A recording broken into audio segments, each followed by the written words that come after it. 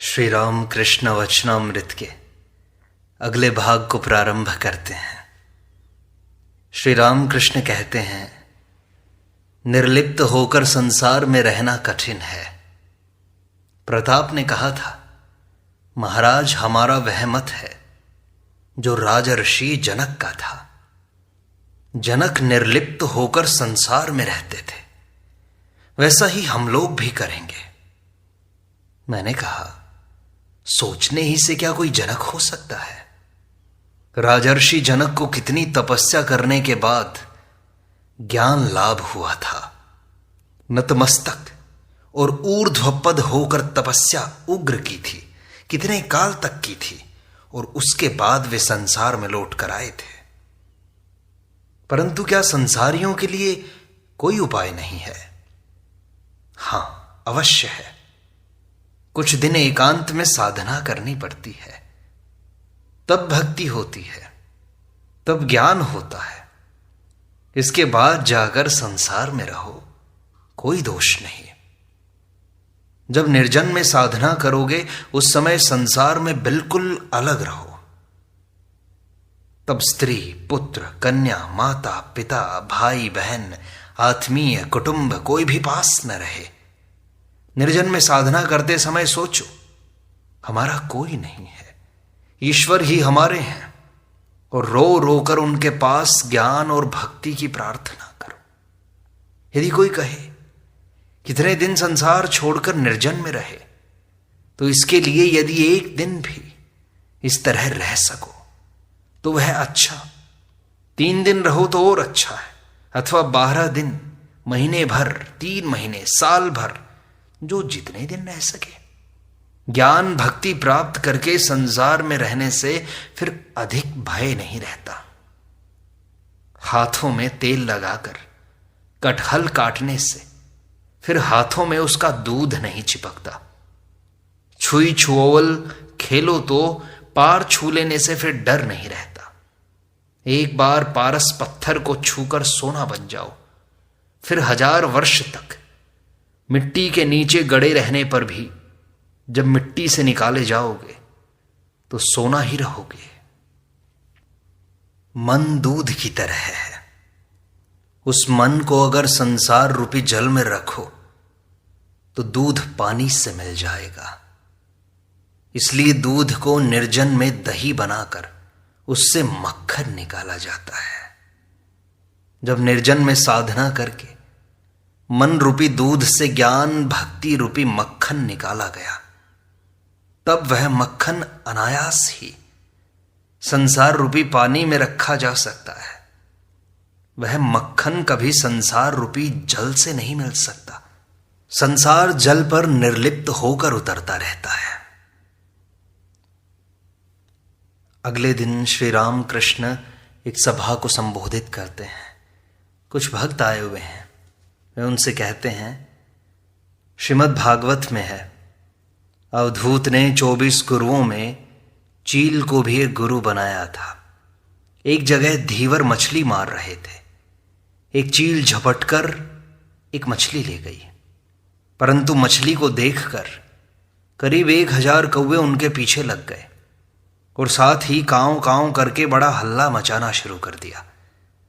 मछली को लेकर चील जिस तरफ जाती, कौवे भी उसके पीछे पीछे उसी तरफ जाते। चील दक्षिण की ओर गई, तब कौवे भी उसी ओर गए। जब वह उत्तर की तरफ गई, तब वे भी उसी ओर गए। इसी तरह पूर्व और पश्चिम की ओर भी चील चक्कर काटने लगी।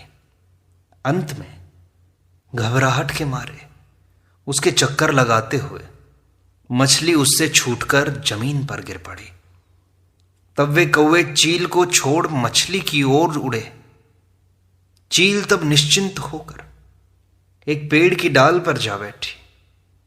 बैठी हुई सोचने लगी, कुल बखेड़े की जड़ यही मछली थी। अब वह मेरे पास नहीं है, इसलिए मैं निश्चिंत हूं। अवधूत ने चील से यह शिक्षा प्राप्त की कि जब तक मछली साथ रहेगी, अर्थात वासना रहेगी, तब तक कर्म भी रहेगा और कर्म के कारण चिंता और अशांति भी रहेगी।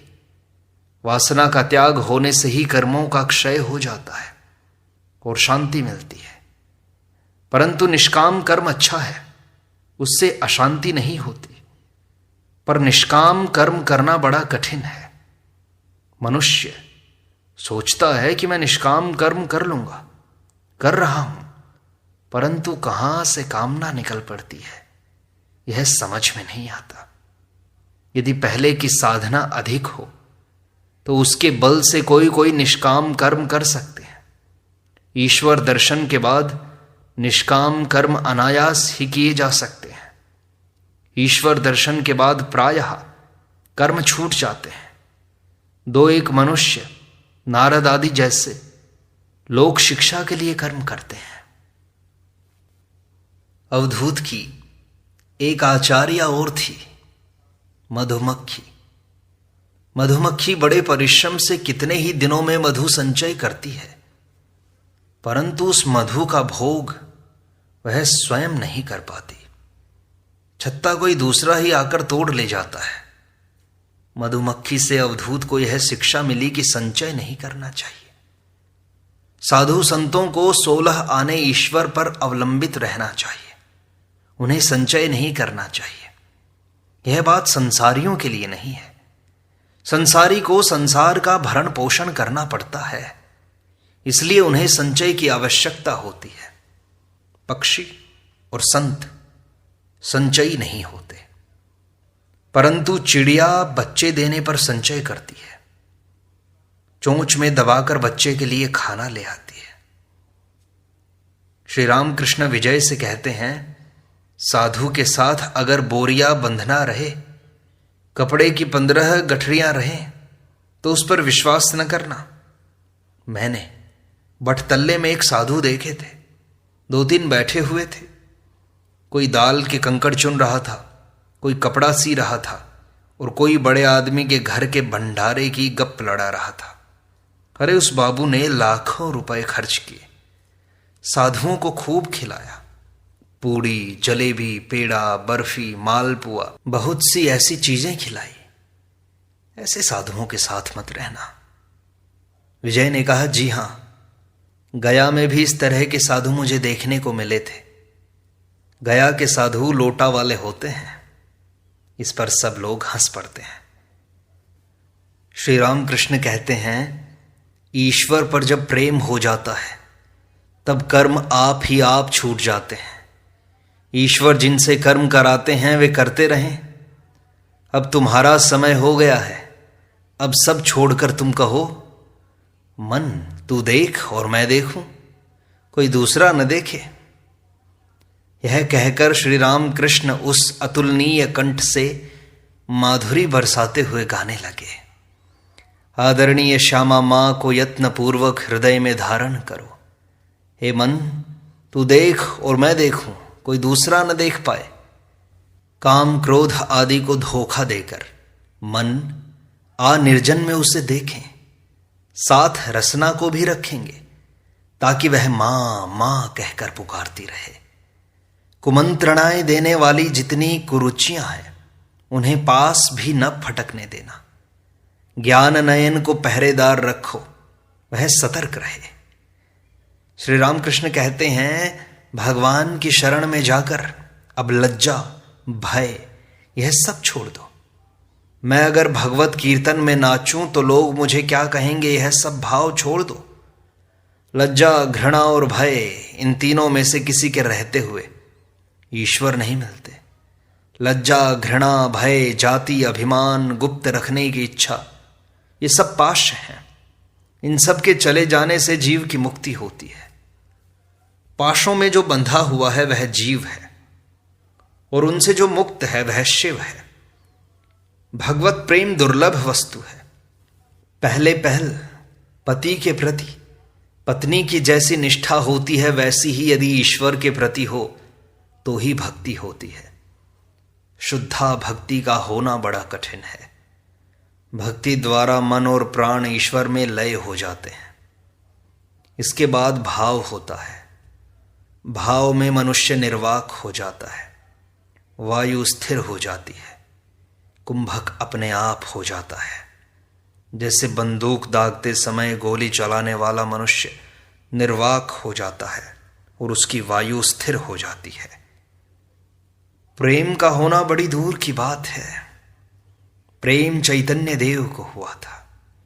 ईश्वर पर जब प्रेम होता है तब बाहर की चीजें भूल जाती हैं, संसार भूल जाता है, अपना शरीर जो इतना प्यारा है वह भी भूल जाता है। यह कहकर श्री राम कृष्ण देव फिर गाने लगे। उसका भावार्थ यह है, नहीं मालूम कब वह दिन होगा जब हरिनाम कहते हुए मेरी आंखों से धारा बह चलेगी, संसार वासना दूर हो जाएगी, शरीर पुलकित हो जाएगा। भाव के होने पर वायु स्थिर हो जाती है। अर्जुन ने जब लक्ष्य भेद किया तब उनकी दृष्टि मछली की आंख पर ही थी, किसी दूसरी ओर नहीं। यहां तक कि आंख के सिवाय कोई दूसरा अंग उन्हें दिखाई ही नहीं पड़ा। ऐसी अवस्था में वायु स्थिर होती है, कुंभक होता है।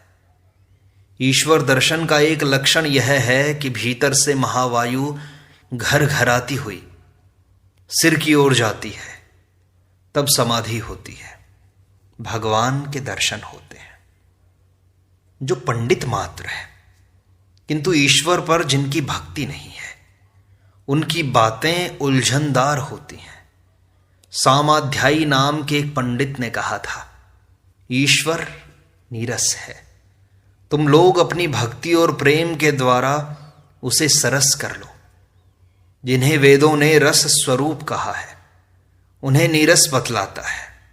इससे ज्ञात होता है कि वह मनुष्य नहीं जानता ईश्वर कौन सी वस्तु है, इसलिए उसकी बातें इतनी उलझनदार हैं। एक ने कहा था, मेरे मामा के यहां घोड़ों की एक बड़ी गौशाला है। उसकी इस बात से समझना चाहिए कि घोड़ा एक भी नहीं है, क्योंकि घोड़े कभी गौशाला में नहीं रहते। इस बात पर सभी हंसते हैं।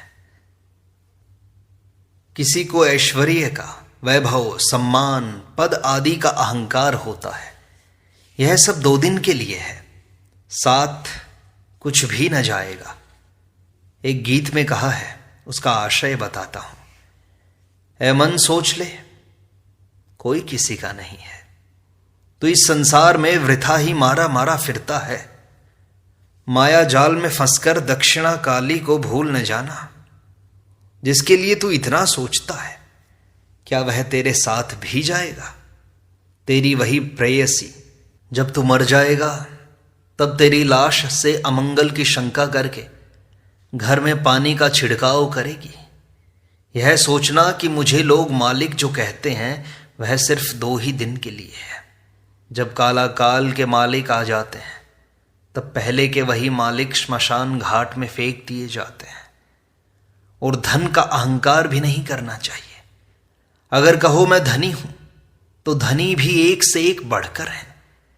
संध्या के बाद जब जुगनू उड़ता है तब वह सोचता है इस संसार में प्रकाश मैं ही दे रहा हूं, परंतु तारे ज्यों ही उगते हैं उसका अहंकार चला जाता है।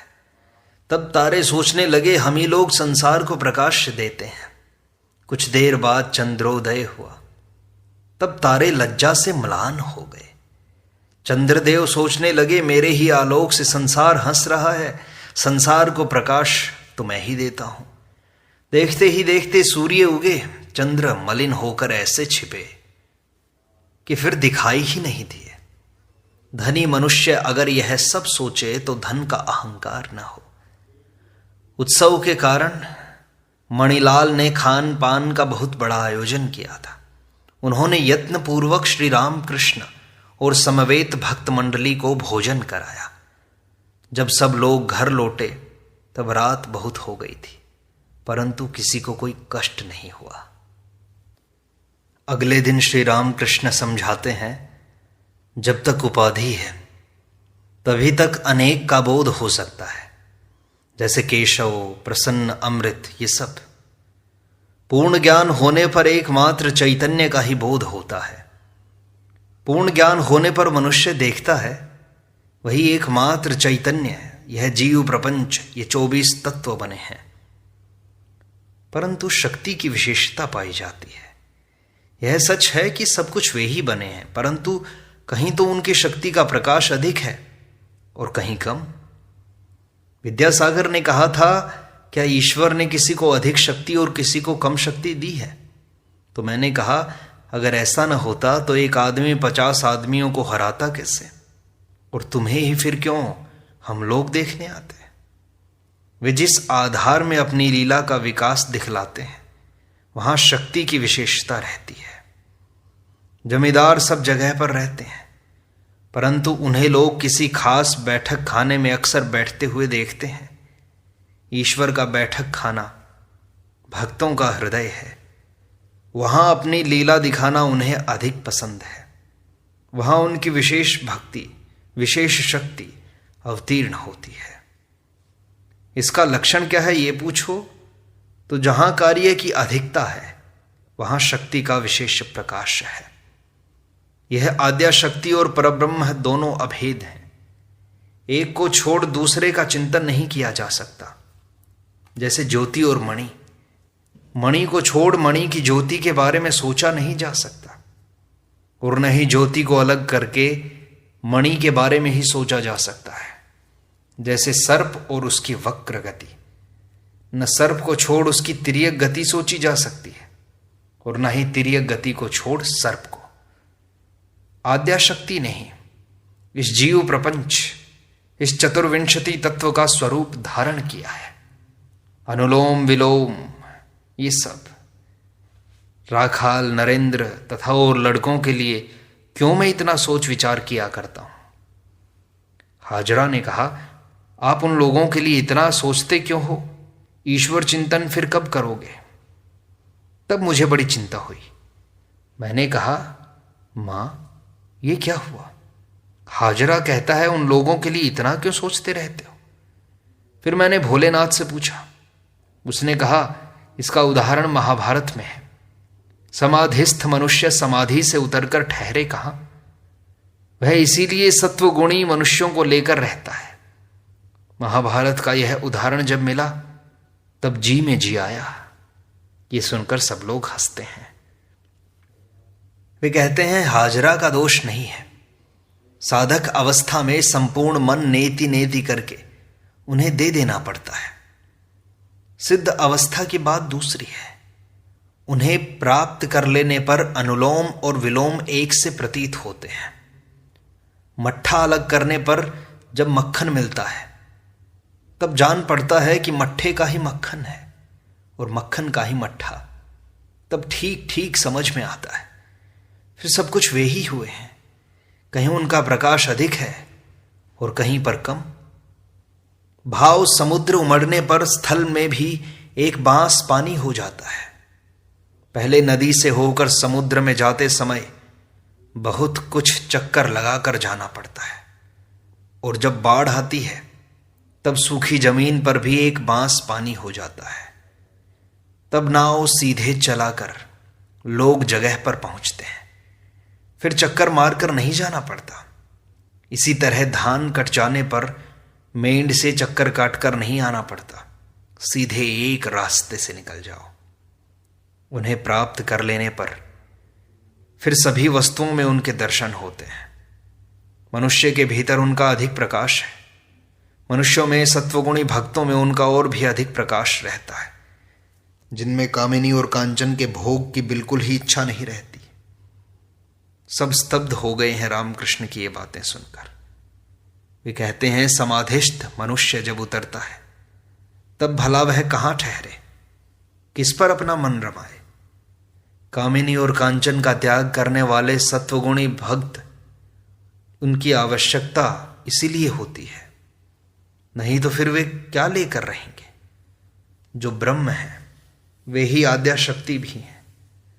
जब वे निष्क्रिय हैं तब उन्हें ब्रह्म कहते हैं, पुरुष कहते हैं।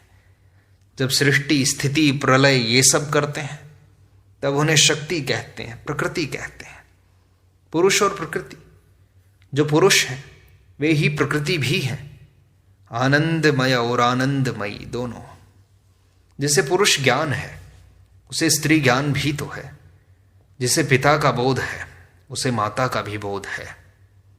जिस अंधेरे का ज्ञान है उसे उजाले का भी ज्ञान है। जिसे रात का ज्ञान है उसे दिन का भी ज्ञान है। जिसे सुख का ज्ञान है उसे दुख का भी। इस बात को ध्यान से समझें। मां कौन सी मां? जगत की मां, जिन्होंने जगत की सृष्टि की, जो उसका पालन कर रही है, जो अपनी संतानों की सदा रक्षा करती है और धर्म, अर्थ, काम, मोक्ष जो जो कुछ चाहता है उसे वही देती है। जो उनकी यथार्थ संतान है वह उन्हें छोड़कर नहीं रह सकती। उसकी माता ही सब कुछ जानती है। वह तो बस खाता है, खेलता है और घूमता है। इसके सिवाय वह कुछ नहीं जानता। क्या ईश्वर ऐश्वर्य के भी वश हैं? वे तो भक्ति के वश में हैं। जानते हो वे क्या चाहते हैं? वे रुपया नहीं चाहते, भाव, प्रेम, भक्ति, विवेक, वैराग्य सब चाहते हैं। जिसका जैसा भाव होता है वह ईश्वर को वैसा ही दिखाई देता है। जो तमोगुणी भक्त है वह देखता है कि मां बकरा खाती है, वह बकरे की बलि भी देता है। रजोगुणी भक्त नाना प्रकार के व्यंजन, अन्न, पकवान चढ़ाता है।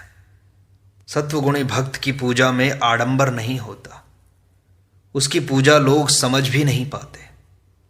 फूल नहीं मिलते तो वह बिल्व पत्र और गंगा जल से ही पूजा कर लेता है।